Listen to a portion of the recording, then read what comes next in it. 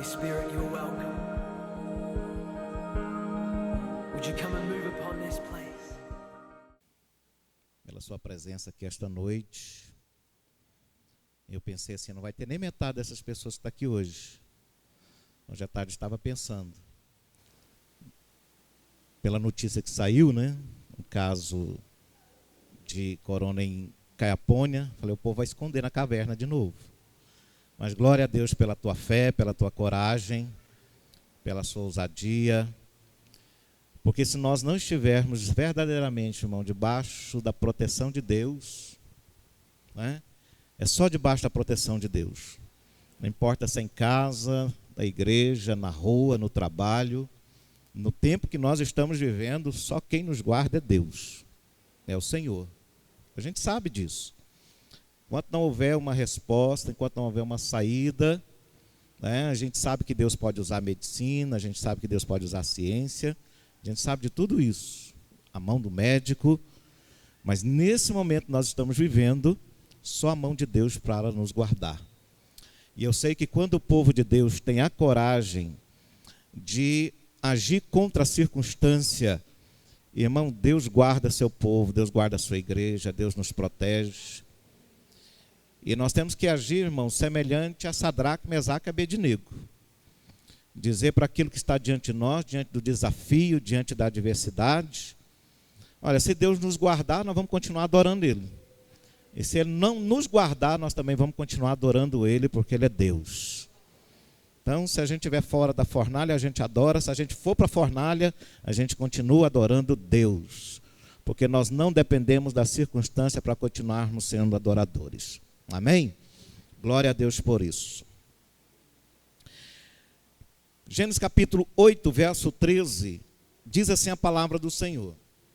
Sucedeu que no primeiro dia do primeiro mês do ano 601, as águas se secaram de sobre a terra. Então Noé removeu a cobertura da arca e olhou, e eis que o solo estava enxuto. Amém?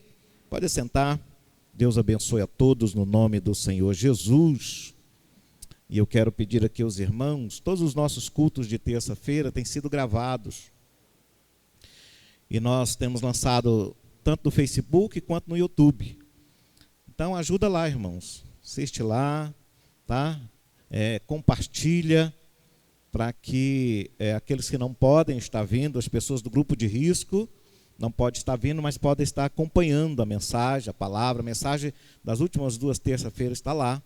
Então que os irmãos possam estar aí compartilhando, para que vidas também possam ser alcançadas. Amém? Queridos, prestem atenção na palavra do Senhor. Serei rápido, serei breve nesta noite. Aquilo que Deus colocou no meu coração nesta noite. O livro de Gênesis é um livro, claro, bem conhecido. É o livro que nos conta a história do princípio de todas as coisas.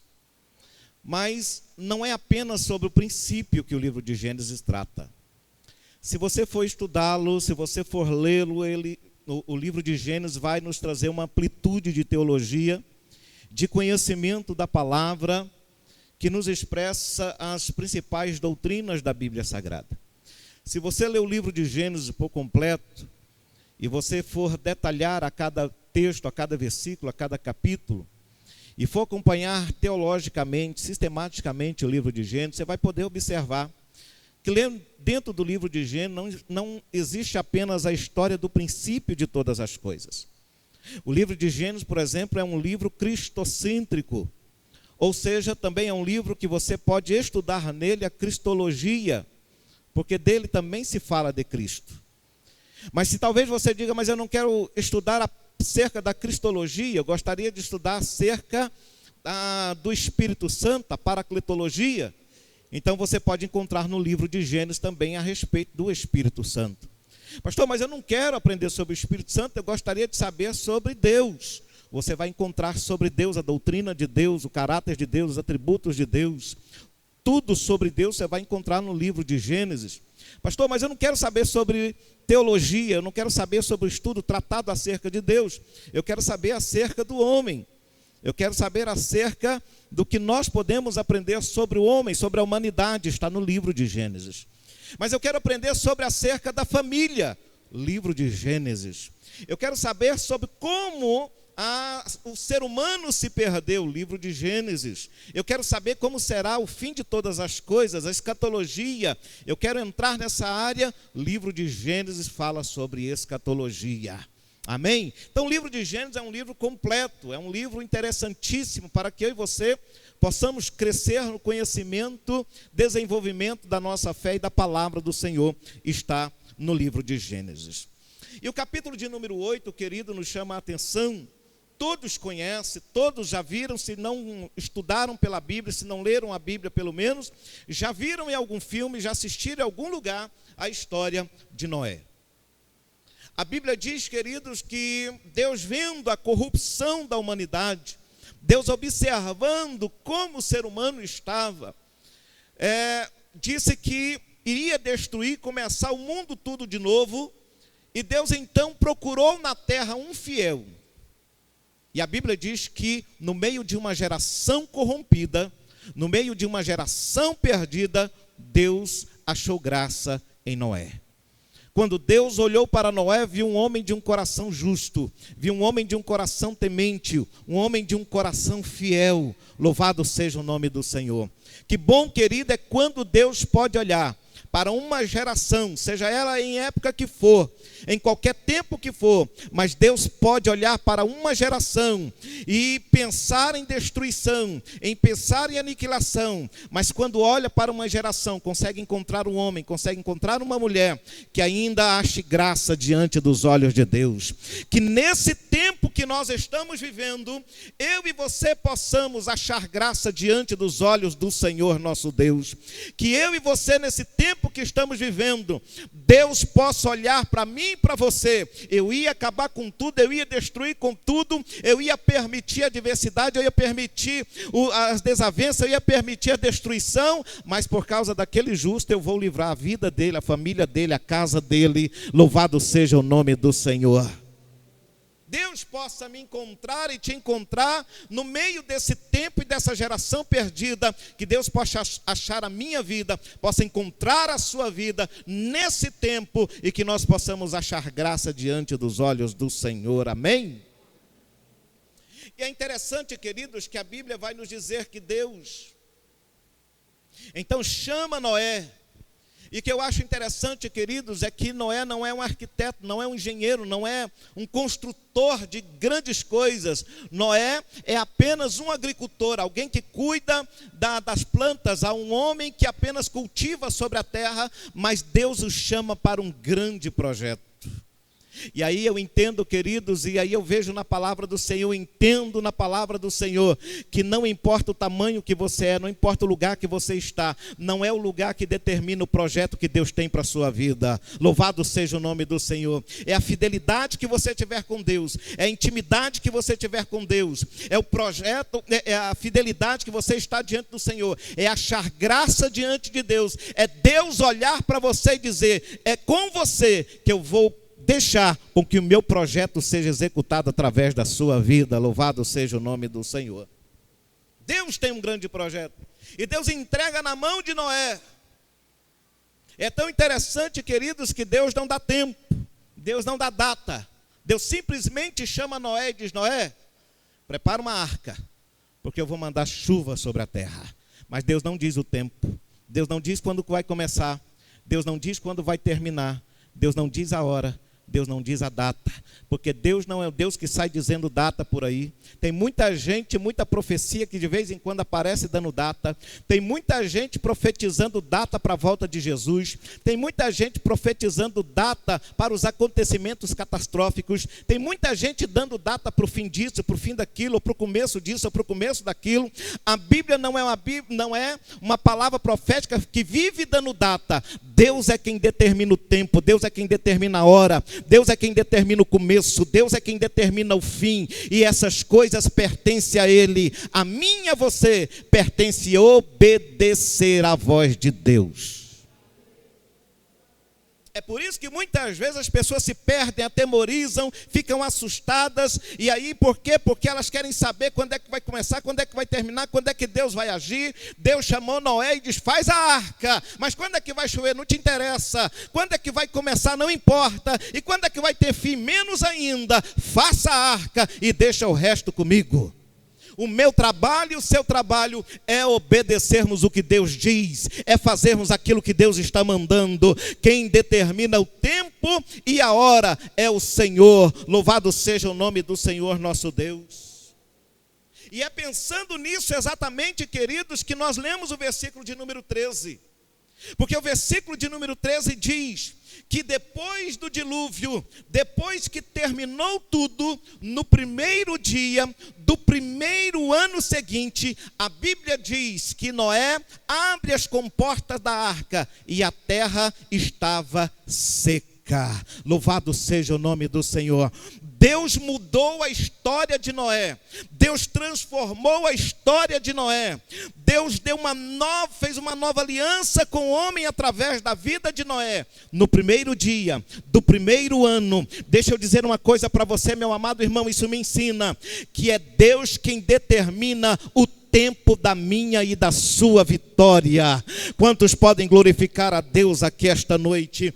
Deus é que marca o tempo da minha e da sua vitória. Há poucos dias eu preguei e ministrei aqui sobre o profeta visionário, ou seja, ele enxergava além do seu tempo, ele enxergava além da circunstância, ele enxergava além da situação e do caos que ele estava vivendo. Ele via esperança lá na frente, ele via a mão de Deus alcançando a vida dele lá na frente, e é isso que Deus está chamando uma geração nesses dias. Veja mais longe, enxergue lá na frente, porque Deus determina o tempo da sua vitória. Só quem crê nisso pode adorar o nome do Senhor. É Deus quem marca. E Deus resolveu, no primeiro dia da primeira semana do primeiro mês daquele ano, louvado seja o nome do Senhor, aleluias, depois do dilúvio, Deus mudou a história de Noé. Deixa eu dizer uma coisa para você, eu creio e eu profetizo sobre a sua vida em nome de Jesus, debaixo da autoridade da palavra, que depois de tudo isso que estamos vivendo, no primeiro dia, Deus vai determinar a sua vitória. Quem crê nisso pode adorar o nome do Senhor.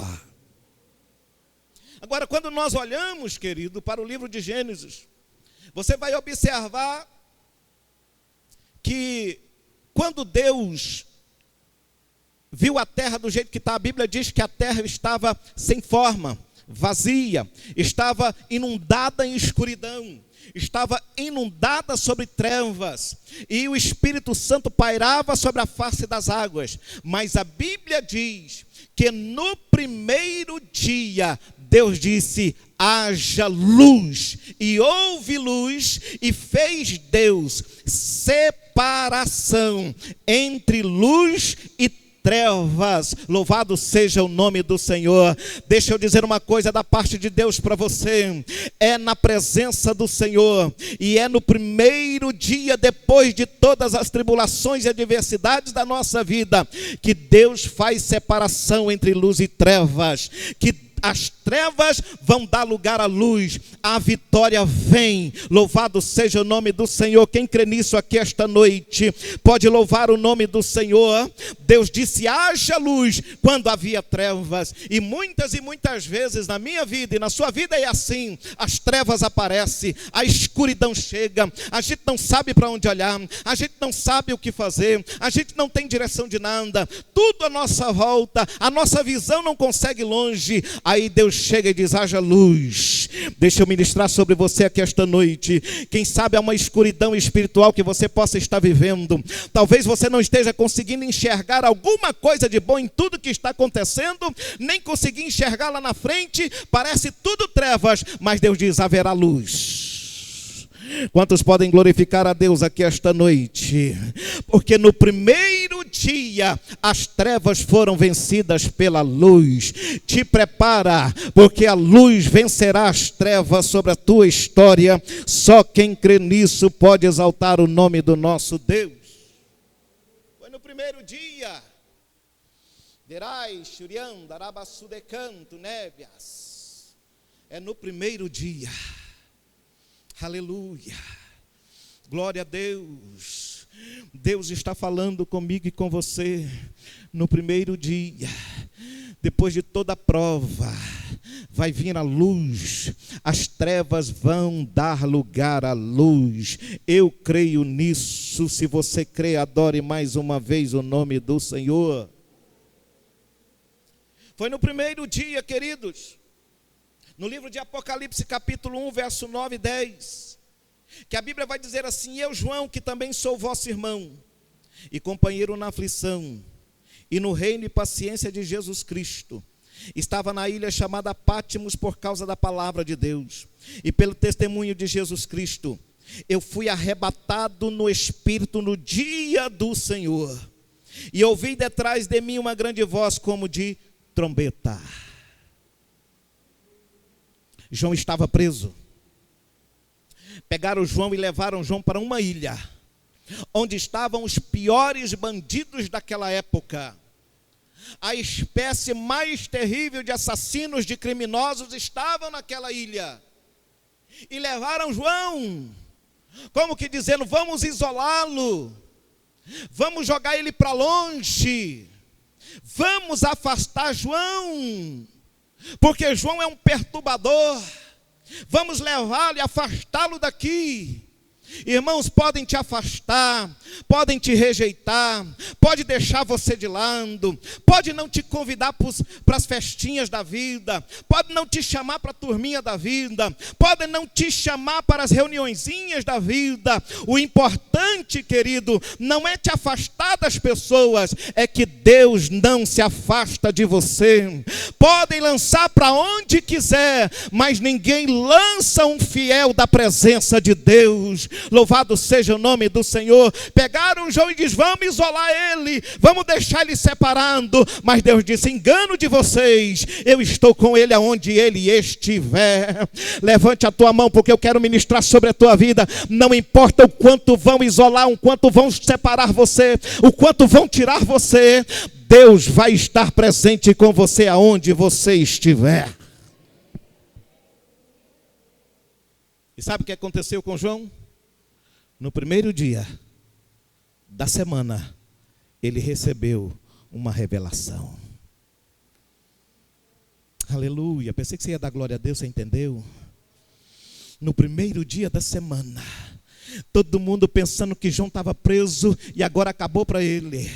Todo mundo olhando para João e dizendo: João já era, a gente não vai vê-lo mais. João acabou, não tem mais nada para ele, não vai acontecer mais nada na vida dele. Agora a gente conseguiu isolar, conseguimos aniquilar o poder de João, mas não conseguiram aniquilar o poder de Deus na vida de João.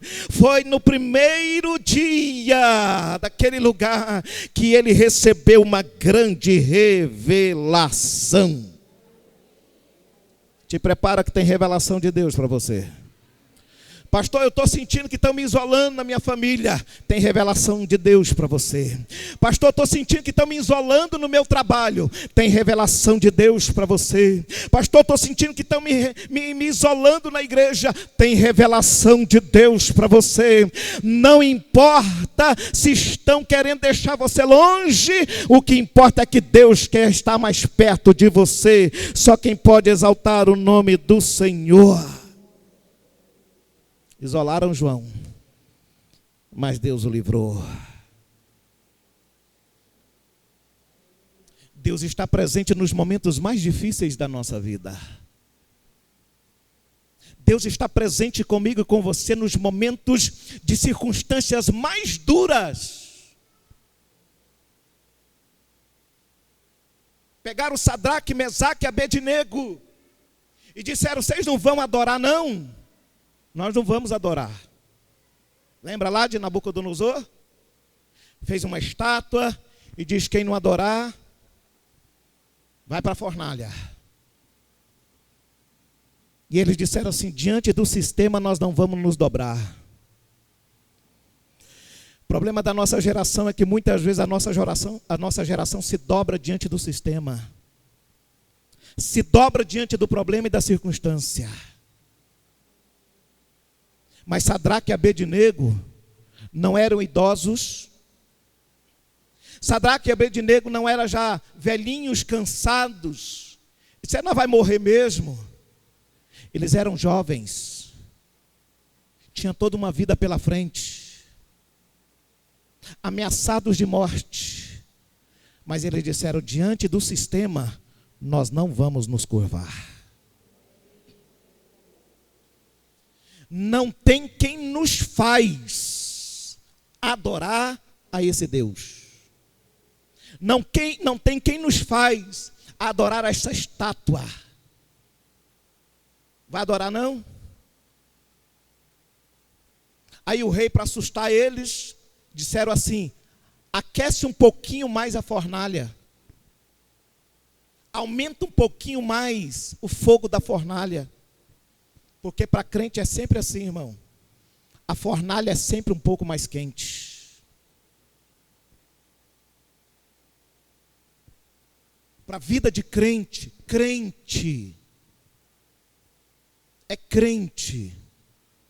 o fogo é sempre maior. O fogo estava de um jeito. Quem dobrasse ia jogar lá dentro. Mas quando descobriram quem eram os meninos,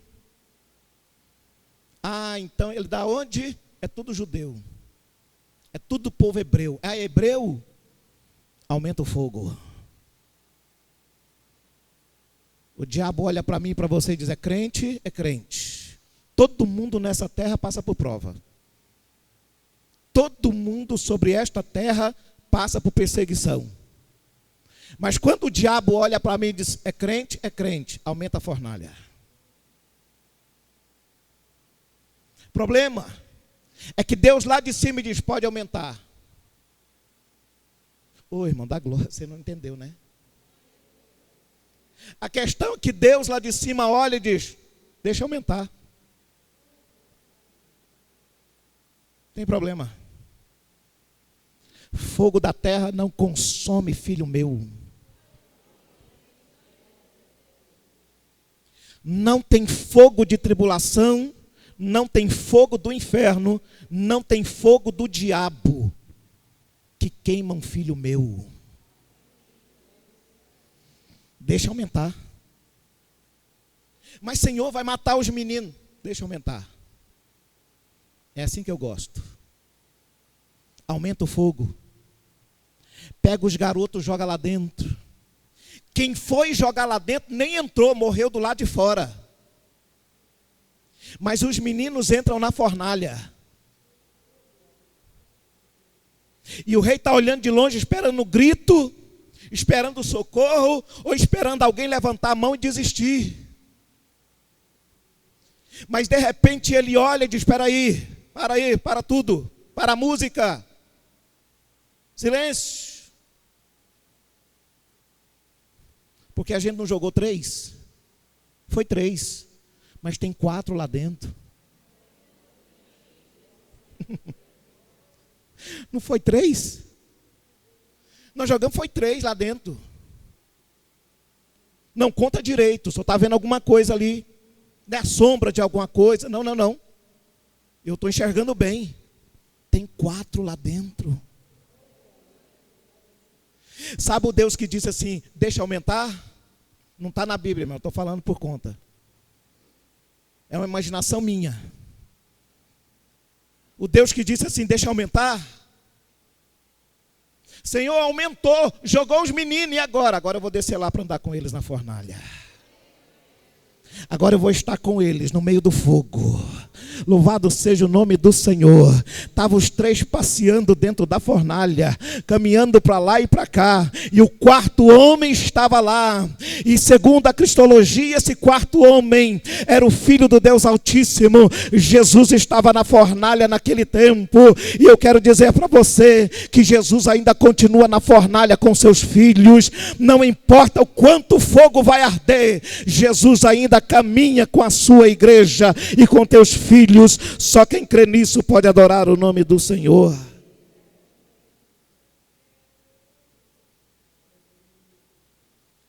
Às vezes pode não ser na fornalha.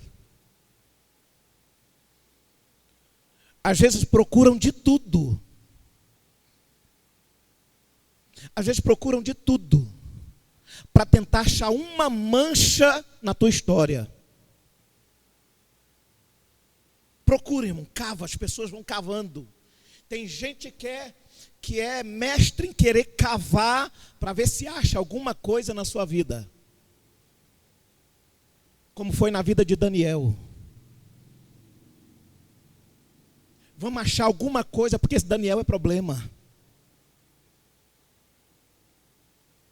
Daniel era um rapaz sério, de oração, fiel. E eles queriam derrubá-lo. Aí disseram, a gente precisa aprontar alguma. Fica de olho em Daniel. E ficaram de olho e observaram. Onde Daniel ia, tinha alguém de olho observando. A gente tem que pegar ele num erro. A gente tem que achar alguma coisa em Daniel. Procuraram e não acharam. Rapaz, não tem um suborno aí para ele? Não tem suborno na vida dele. Rapaz, ele não pegou alguma coisa assim, nem que seja por engano, mas a gente fala que ele roubou, não pegou, não tem como falar. Não tem aí na praça alguém, tem ninguém para falar mal, não tem. O que é que a gente faz? Vamos soltar um edito, para que a partir de hoje, ninguém faça mais orações. Ninguém vai orar a outro Deus. Ninguém vai se curvar a outro Deus. Ninguém vai buscar outro Deus. Aí a gente joga nas costas do rei. O rei vai achar bom. Beleza. Aí escreveram. Puseram a lei. Irmãos, a Bíblia diz que nós precisamos ser obedientes a todas as autoridades constituídas, certo? É isso que a Bíblia nos ensina. Porém, nenhuma autoridade pode constituir uma regra que nos faça ferir a palavra. Aí não tem conversa.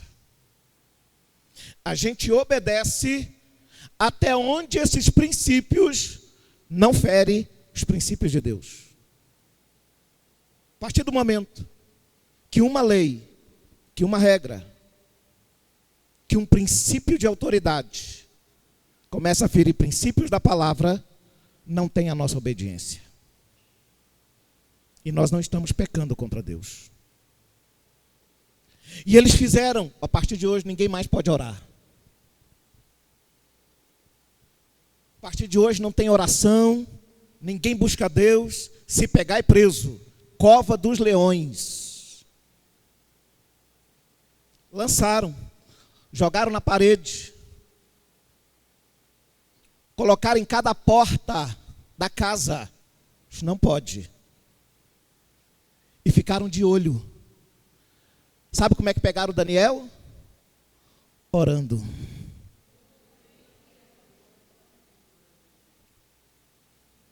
A única regra que ele quebrou foi a regra de homens que estavam se desviando dos propósitos de Deus. Pegaram Daniel orando. Levaram Daniel para a cova. O rei ficou apavorado, porque não imaginava a armadilha que ele caiu. Porque tem gente que é assim, irmão. Não sabe que certas coisas que estão sendo preparadas, na verdade são armadilhas para derrubar um justo. Tem gente que não percebe isso. Tem gente que não percebe que certas situações armadas, que parecem boas, é só para derrubar o justo. Mas Deus está lá no céu, quietinho, observando um por um. Deus vê tudo, Deus vê. Lá vai eles, pega Daniel, carrega Daniel, chega na cova dos leões, joga Daniel, e todo mundo faz assim para ouvir o grito. Deixa ele sem alimento para devorar mais rápido. A gente só quer ouvir o grito. Jogaram Daniel. Silêncio total. Tudo quieto, tudo calado. Talvez alguém dá uma cotovelada no outro e diz, mas soltaram os leões já? Não, já está tudo solto lá dentro. Mas jogou ele certinho, não está segurando uma pedra aí, dá uma olhada direito. Não, está lá dentro. Não tem um barulho. Quando Daniel desce a cova dos leões, o anjo do Senhor já tinha dado ordem. Os leões tudo ficar quietinho. E dizer, vocês ficaram sem comida uns 3, 4, 15 dias? Não sei. Pois é. Pois hoje à noite vocês também não vão comer não.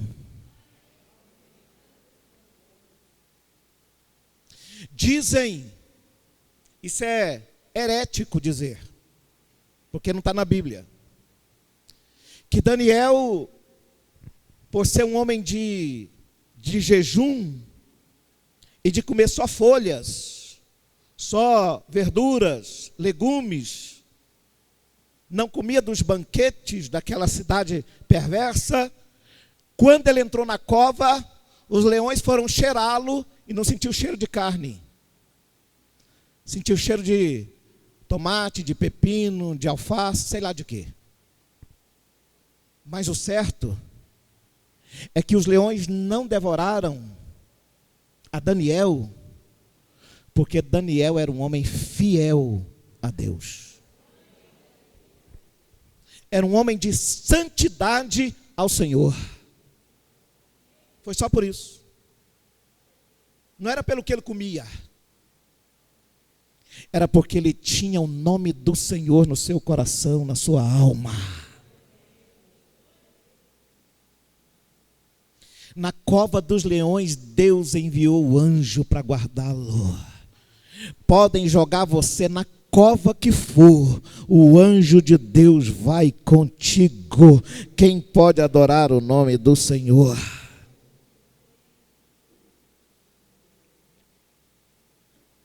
E eu estou falando só do primeiro dia.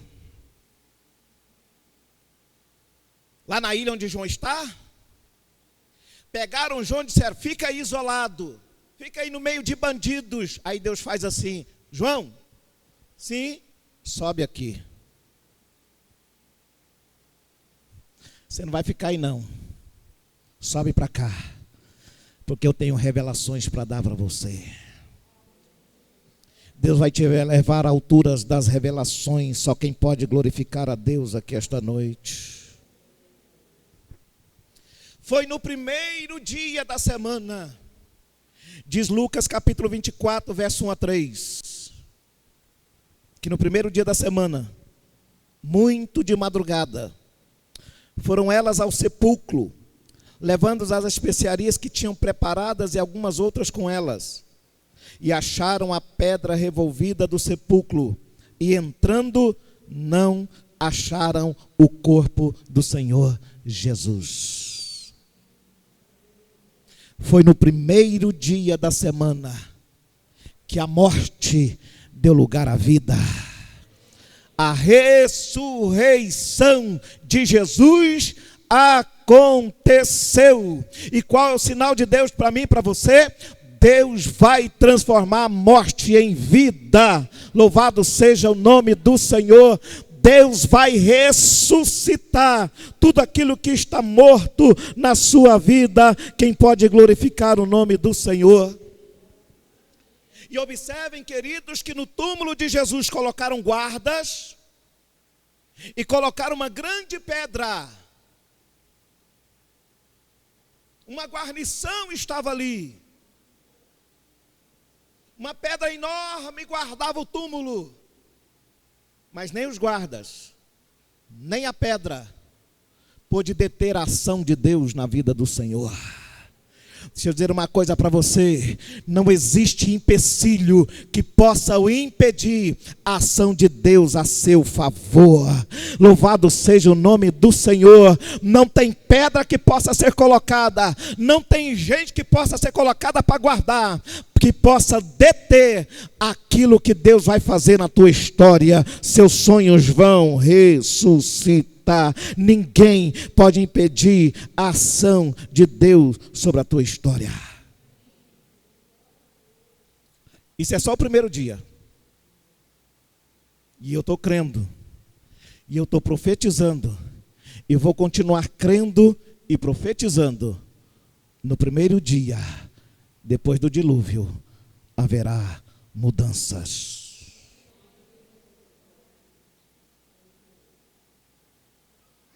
Aí a Bíblia vai dizer assim, presta atenção. Então Noé, não está assim no texto, nós lemos? Então Noé,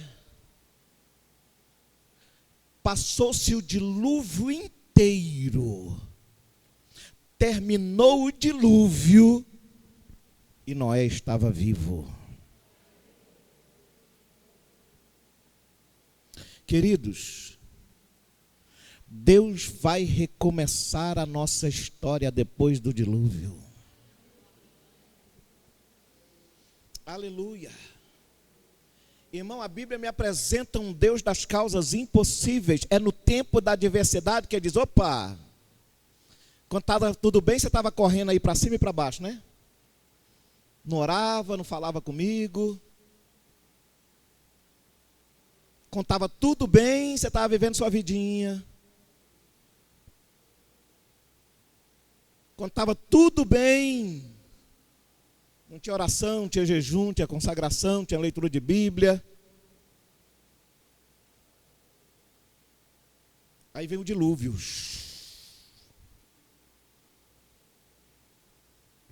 Aí as lágrimas descem. A oração surge de um coração temeroso. Aí vem a busca, vem o clamor, vem a decisão por servir a Deus. Noé passa o dilúvio inteiro, mas ele sai do dilúvio vivo. Deixa eu dizer uma coisa para você. Se você crê nessa palavra, você vai sair vivo desta tribulação.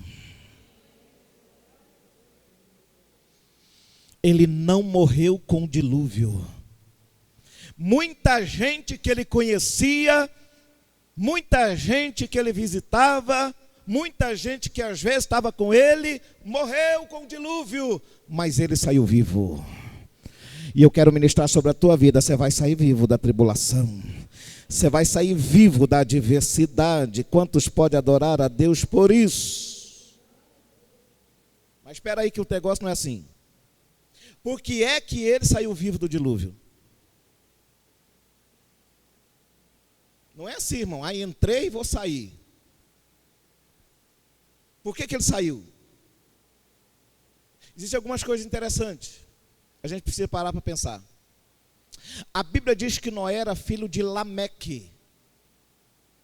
Lameque era o primogênito. E o primogênito tinha direito à porção dobrada da bênção. Eu vi uns 2 amém por aqui. Ele tinha direito à porção dobrada da bênção. Aí você está dizendo, o que é que eu tenho a ver com isso? Eu e você temos a ver com isso, porque a Bíblia diz que Jesus é o primogênito dentre aqueles que ressuscitou. E como primogênito daqueles que ressuscitou, a bênção é dobrada para aqueles que nele estão. estão. Louvado seja o nome do Senhor. Entendam que a bênção na vida da igreja é dobrada. Louvado seja o nome do Senhor. Nós estamos diante de bênçãos espirituais nas regiões celestiais em Cristo Jesus, que nos abençoou com todas as sortes de bênção. Só quem crê nisso pode adorar o nome do Senhor. Por que é que ele sobreviveu ao dilúvio? Porque ele se preparou antes. Se preparou como? Não foi só construir a arca. Não foi só a arca que ele construiu para sobreviver ao dilúvio. Ele construiu uma vida com Deus. Ele construiu uma estrutura de fé para suportar o tempo do dilúvio. Que é o que muito crente não tem, por isso que não sobrevive a lutas. Por isso que não sobrevive à adversidade, ao tempo da aflição. Por isso que cai com qualquer vento. Por isso que tem gente que perde a fé, que perde o fervor com qualquer prova. Com adversidades que vêm. Irmão, você imagina bem o que é você passar um ano inteiro dentro de uma arca. Você, esposa, filho, nora e animais de todo quanto é tipo de espécie. Tudo que você vê todo dia é água, água, água, água. Um ano inteiro. E Deus caladinho. Deus quieto. Porque a grande aflição nossa, do nosso coração, é o silêncio de Deus. A gente que é crente pentecostal, a gente tem a ideia de que Deus tem que estar falando toda hora. Deus tem que estar usando profeta toda hora. Deus tem que estar mandando sinal toda hora.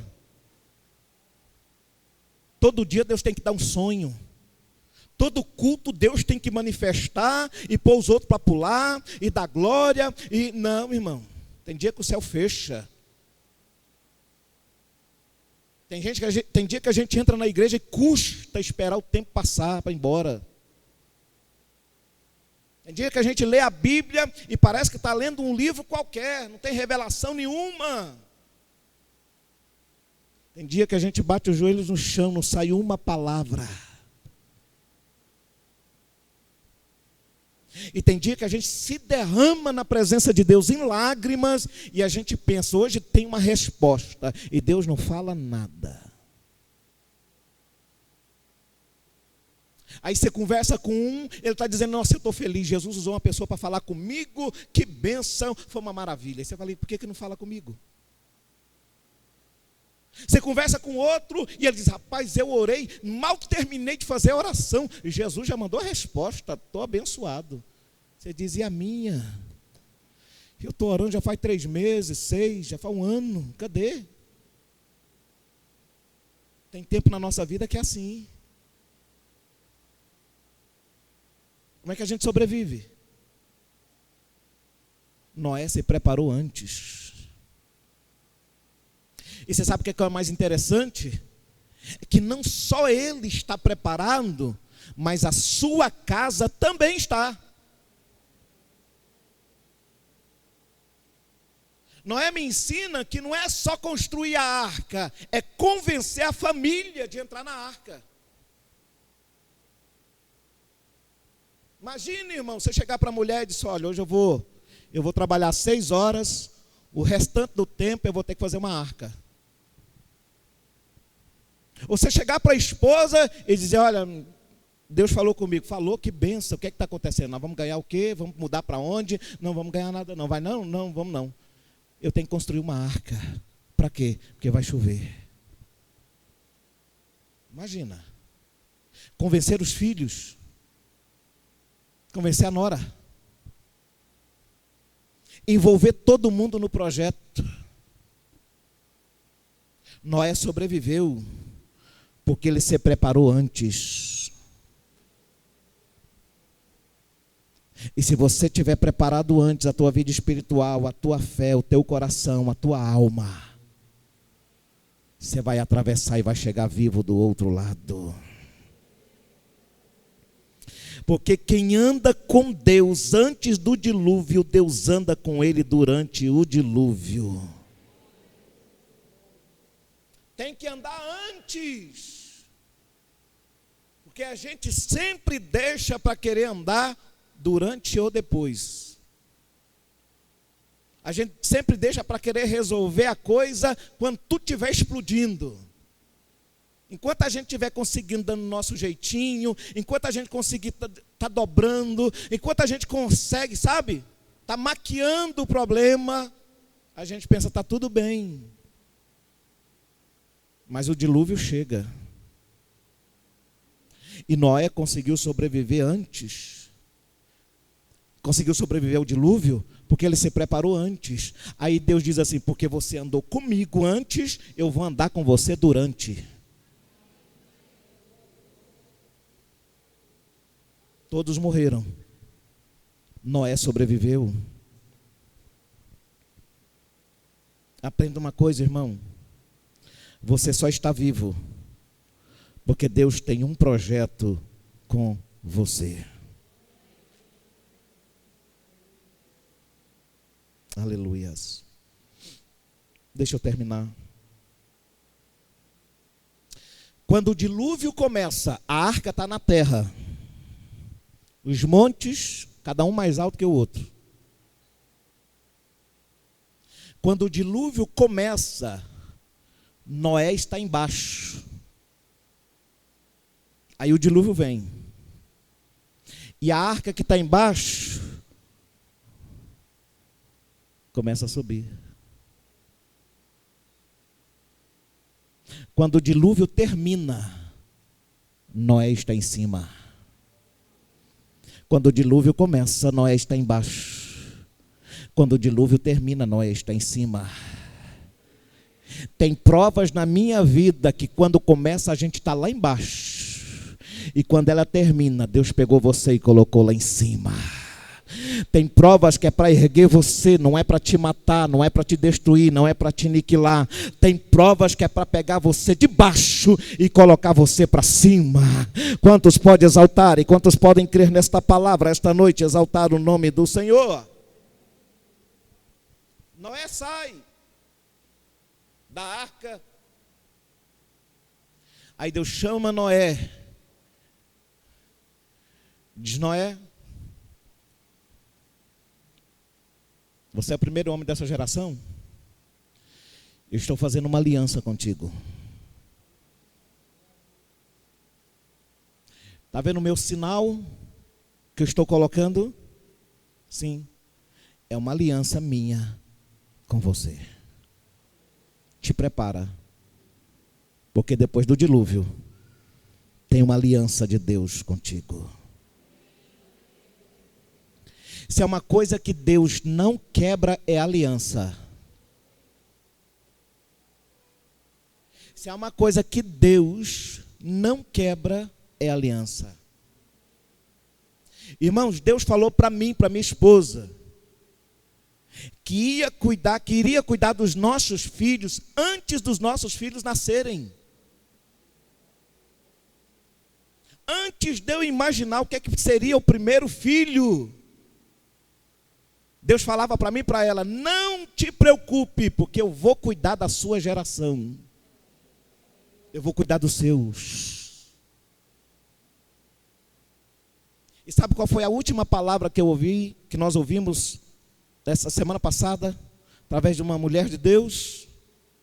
Na oração, quando ela estava saindo, ela disse assim: não se preocupem, eu estou cuidando dos seus.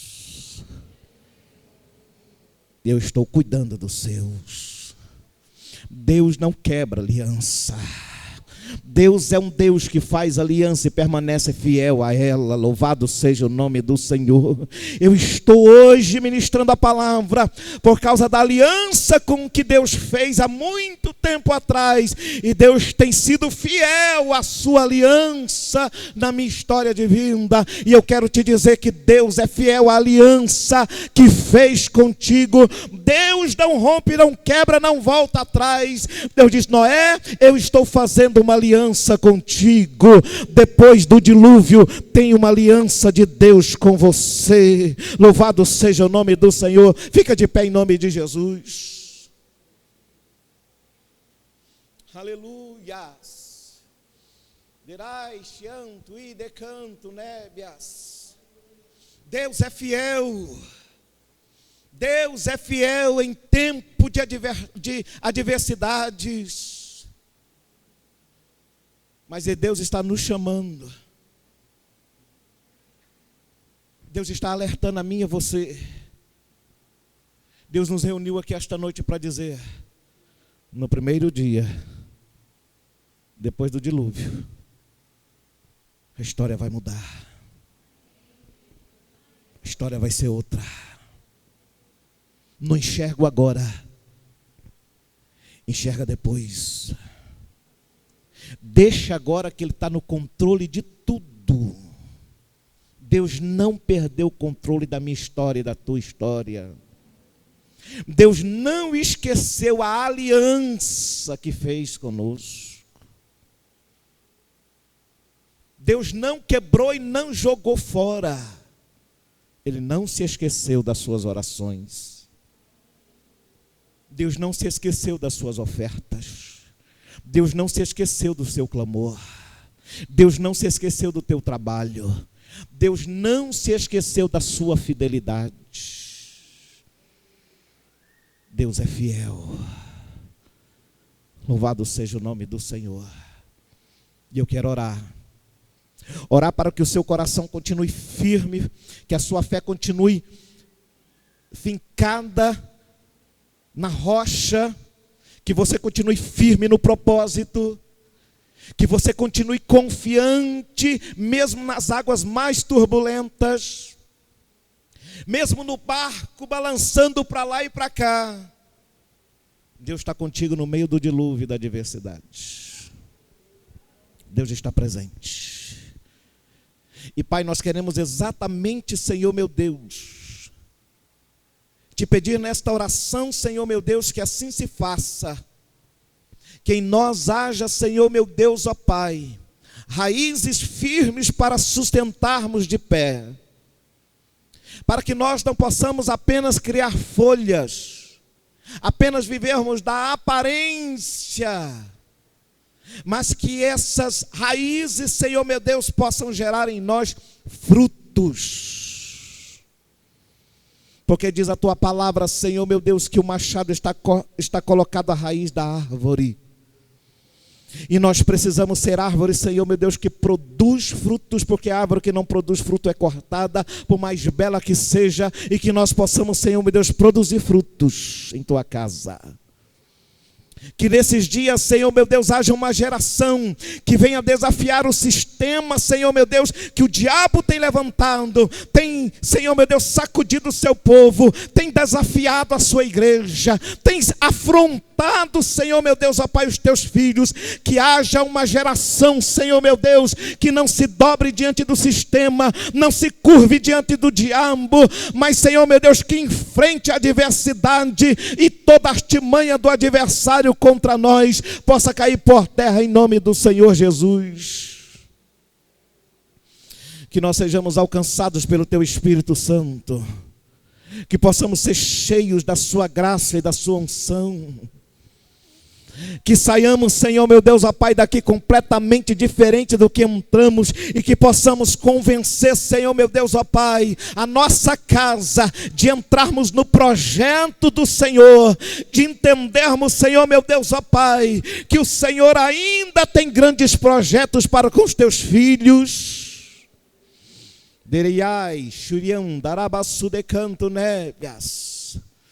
Meu Deus, vai fortalecendo aqui esta noite. Quem sabe aqueles que entraram de coração, Senhor, meu Deus, ó Pai, tão afligidos, de corações, Senhor, meu Deus, tão assustados, tão amedrontados. De alguns, Senhor, meu Deus, ó Pai, que tem dito: Deus esqueceu da aliança comigo, Deus não tem falado, Deus está calando, mas Ele ainda está agindo a teu favor, Ele ainda está trabalhando por ti, Deus ainda está cuidando da sua história, Deus não esqueceu das promessas. Ele te trouxe aqui esta noite para dizer: a minha aliança ainda está de pé, a minha palavra ainda é fiel, eu vou fazer aquilo que disse que faria, porque sou o Deus da palavra, que não minto, que não volto atrás. A palavra que eu envio, ela cumpre aquilo para qual eu ordenei. Quem pode sentir nesta noite a presença do Espírito Santo? Ele está aqui esta noite movendo, Ele está aqui esta noite restaurando, Ele está aqui esta noite fortalecendo. É para você fortalecer quem está perto de você, é para você fortificar quem está perto de você, é para você alimentar a fé de alguém que está próximo a você.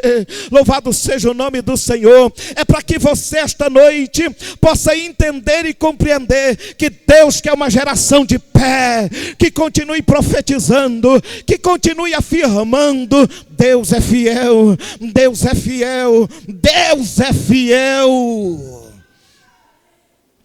Alei, tui de ras, dermianda, tui de canto nebiaço de canto e de rais. Derimanto e decanto nébias. Ai, tuire raço decanta. O inferno não vai parar a igreja. O diabo não vai parar a igreja. Porque o quarto homem da fornalha está no meio dela. Louvado seja o nome do Senhor. O leão não vai aniquilar o seu povo, porque Deus já enviou o teu socorro, Deus enviou os teus anjos, Deus está guardando a sua casa, a sua família, a sua história. Aleluia. Vai fortalecendo Deus, vai enchendo com teu Espírito Santo, vai ministrando nesta noite. Nós te pedimos isso, Deus, que fortaleça a tua igreja, que fortifique os teus filhos, em nome do Senhor Jesus. Quantos podem dizer amém? Glória a Deus. Pode sentar no nome de Jesus.